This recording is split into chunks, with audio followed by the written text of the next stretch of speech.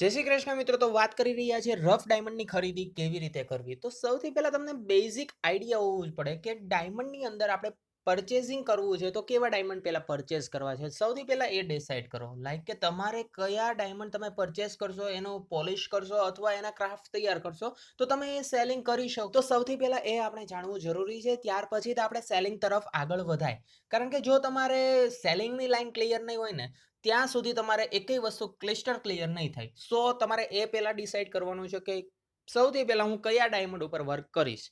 તો એ ડિસાઇડ કર્યા પછી તમે ડાયમંડ જુઓ, ત્યાર પછી તમારી રેન્જ ફિક્સ કરો કે હું આટલા ગાળા વચ્ચેના જ ડાયમંડ પરચેસ કરીશ। અને જ્યારે હું ડાયમંડ જોવા જાઉં ત્યારે એની અંદર ડિસાઇડ કરવાનું છે કયું ડાયમંડ મેકેબલ છે, કયા ડાયમંડ તોડવાના છે અને કયા ડાયમંડ આઉટ છે। આટલી વસ્તુ જો તમને બેઝિકલી આઈડિયા હશે ને તો તમે પણ રફ ડાયમંડનું પરચેસિંગ કરી શકશો। પણ આ બધી વસ્તુ કરતાં પણ ફર્સ્ટ એ છે કે તમને કેટલો આઈડિયા આવે છે કે તમે સેલિંગ કેટલી કરી શકશો, તમે એ કયા ભાવે સેલ કરી શકશો અને કેવા ક્રાફ્ટ કેટલે ટકાવારી અંદરથી કાઢી શકશો। આ પ્રી ડિફાઇન હોવું જોઈએ, કારણ કે રફ જોયા પછી તમને તો આઈડિયા આવી જ જવો પડે કે આ રફ હું આટલા વચ્ચે રેન્જ વચ્ચે લઈશ તો જ મને પોસાશે। કારણ કે માર્કેટની અંદર એની વેલ્યુ આટલી ચાલી રહી છે અને બેઝિકલી લોકો એક તો પ્રી ડિફાઇન હોય છે, સેફટી સાઈડ જ હોય છે કે 10 થી 15% હંમેશા પ્રોફિટ માર્જિન તરીકે જ મૂકતા હોય છે। જ્યારે પણ રફ લેવા જાય ત્યારે કોઈ એવું તો નથી વિચારવાનું કે હું ભાવે માનો કે 2500ના ભાવની રફ લઉં છું તો એ મને તૈયાર પડશે, તૈયાર બનાવીશ।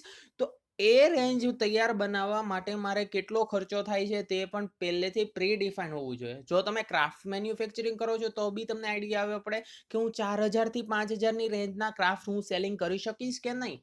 તો આ બધી વસ્તુ જોવી પહેલેથી જરૂરી છે, ત્યાર પછી જ રફ ડાયમંડની ખરીદી કરી શકો। જો તમને આટલી વસ્તુ નથી હજી ક્લિયર તો પહેલાં આટલી વસ્તુ ક્લિયર કરો, તમારે કેટલો ખર્ચો થાય છે, તમે કઈ રેન્જની અંદર કામ કરી રહ્યા છો, તમારે ઊંચી રેન્જમાં જવું જોઈએ તો તે પ્રમાણેનું કામ શીખો।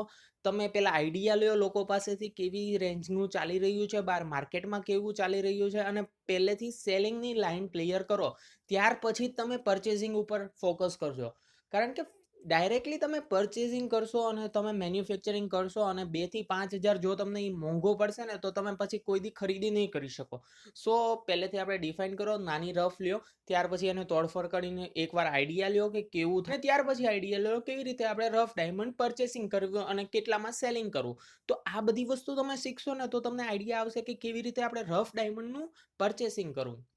હવે રફ ડાયમંડના પરચેસમાં બીજી વસ્તુ એ કે જ્યારે તમે જોવા જાઓ ને ડાયમંડ ત્યારે એક તો ડિફાઇન હોવું પડે કે ભાઈ આપણે 10% મેકેબલ નીકળે છે તો 10%ના રૂપિયા કેટલા બને છે અને ત્યાર પછી તોડવાનું નીકળે છે ને તો એની અંદરથી કેટલું આપણે મેકેબલ કાઢી શકશું કે એને તોડીને રીકટ કરીને કે કટ એના આપણે એલએસની સાઇન મરાવીને એને તોડશું ત્યાર પછી અંદરથી પણ ભાઈ મેકેબલ તો નીકળશે ને, તો એ પણ કેટલા ટકા નીકળશે એ બી આપણે સેફ સાઈડથી વિચારવાનું છે। ત્યાર પછી રિજેક્શનના રૂપિયા મૂકવાના નથી આવતા।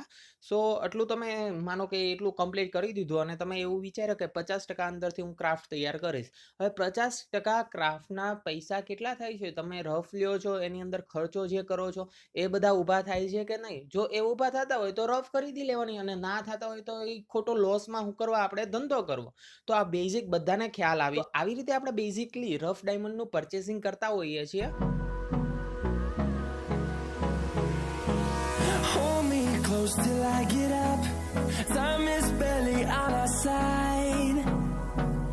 I don't wanna waste what's left.